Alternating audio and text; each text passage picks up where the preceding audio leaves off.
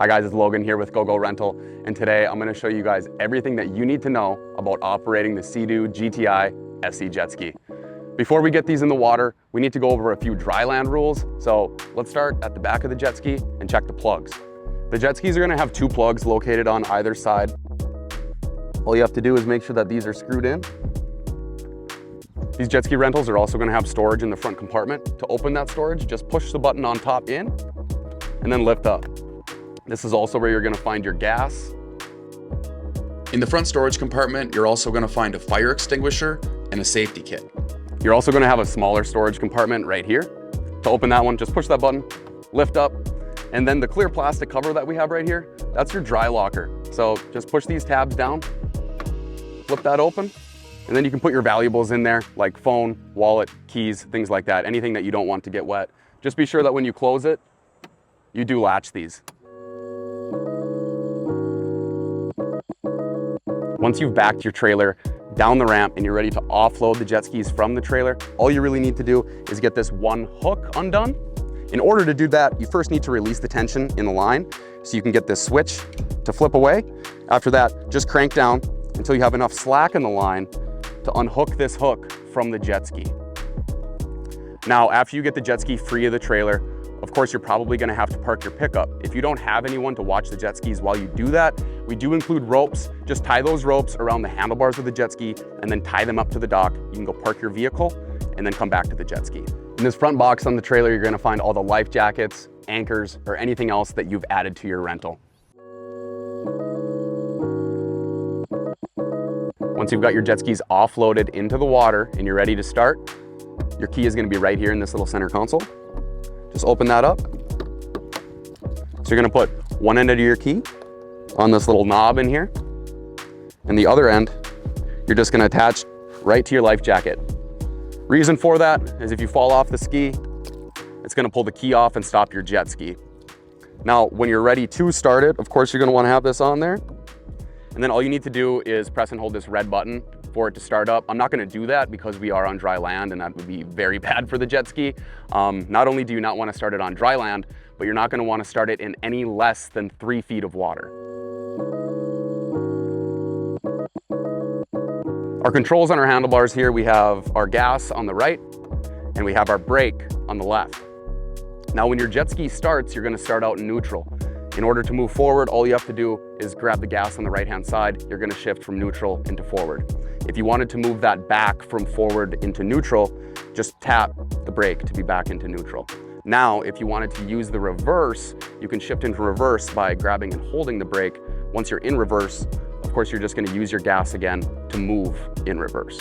So to move back from reverse into forward, just release your brake and then go ahead and grab your gas, and that's going to get you moving forward again. A few more controls here on our handlebars. We have a mode. In order to change your mode, you're just going to press and hold. You guys are going to hear a beep on the display. It's going to flash the mode that it's changing to. There's either just like a normal mode or a sport mode.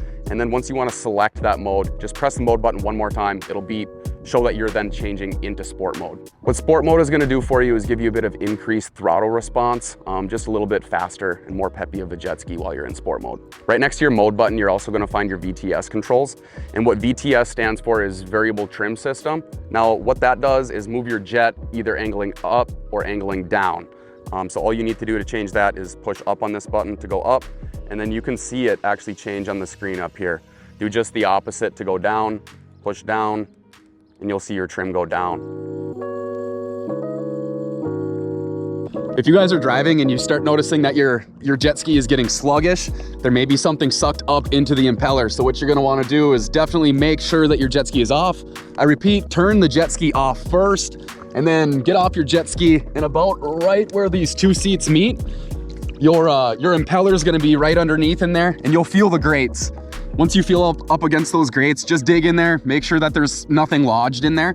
And as long as it's all clear, then you should be good to go. Just make sure that you're not starting or have that jet ski running when you're putting your hand in there. If you end up capsizing your jet ski, remain calm and swim to the back of the jet ski. You'll find this sticker on the back of the jet ski, and then just follow those instructions. Make sure that the engine is off, grab the inlet grate and step up on the bumper rail, and then roll the jet ski. Just be sure that you are rolling the jet ski clockwise. If you fall off your jet ski in the water, just push down on this pull-up bar, put your knee or foot on that, grab the back of the ski, and you'll be able to climb right up. If you plan to pull tubers, skiers, or really anything behind the jet ski, make sure that you're only using this hook right here. There are some identical hooks located down here. Do not use those hooks to pull anybody, just this one right here. To connect to the Bluetooth speakers, first you need to put them into pairing mode. In order to do this, just touch the play button. You'll notice that this starts to blink red. That's how you know that you're in pairing mode. Then just going to the Bluetooth settings on your phone, select to pair with this device, and then you can change the song or the volume on the D-pad right next to the play button.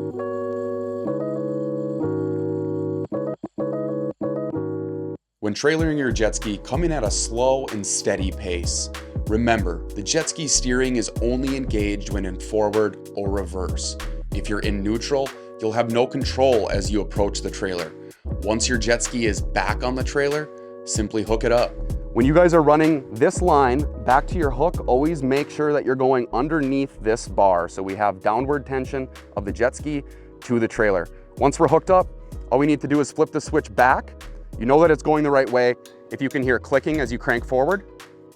And then you'll just click until the jet ski is all the way forward on the trailer and you're good to go.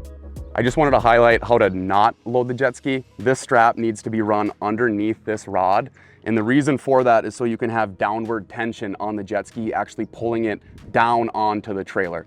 If you put it on top of the rod like this, all it's doing is pulling it forward. And if you hit a bump, the jet ski could be pushed left or right and fall off the trailer.